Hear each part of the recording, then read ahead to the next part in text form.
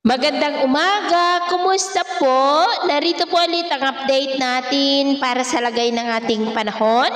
Ngayong umaga po ng January 11, 2025. Sa ngayon po ay nananatili na walang anumang sama ng panahon sa loob at labas ng ating area of responsibility. Pero mayroon pong mga weather system na dahilan ng maulap na kalangitan with isolated rains dito sa ating bansa. Hanging amihan ang patuloy na nakakaapekto dito sa malaking bahagi ng Luzon, habang ang shear line ay patuloy pa rin na nakakaapekto dyan sa may Visayas. At sa atin pong long range forecast ay nananatili pa rin naman po na walang bagyo na namamataan na tatawid po sa ating kalupaan for the next 2 weeks.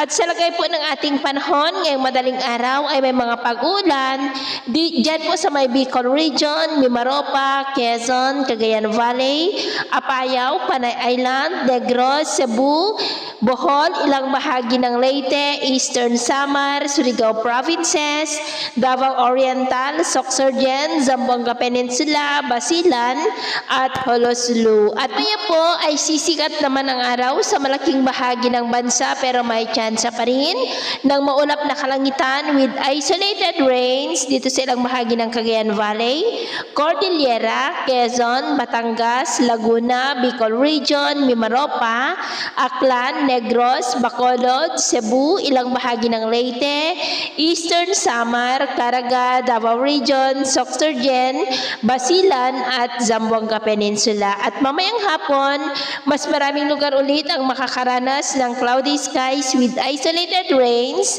sa may Mindanao, Visayas, Southern Luzon, Metro Manila, ilang bahagi ng Cagayan Valley at Apayao, kaya mag-ingat pa rin po tayo. At sa atin naman pong mga baybayin, dahil sa amihan at shear line, ay iwasan na po muna natin ang papalaot sa mga baybay ng kanluran ng ating bansa mula kanlurang baybay ng Ilocos Norte, pababa hanggang dyan sa may Palawan, maging po sa extreme northern Luzon seaboard, kasama po ang northern seaboard ng Cagayan, at silangang baybay ng Luzon at Visayas, dahil ang mga alon dyan ay posible po na aabot hanggang sa 2.5 to 4.5 meters height.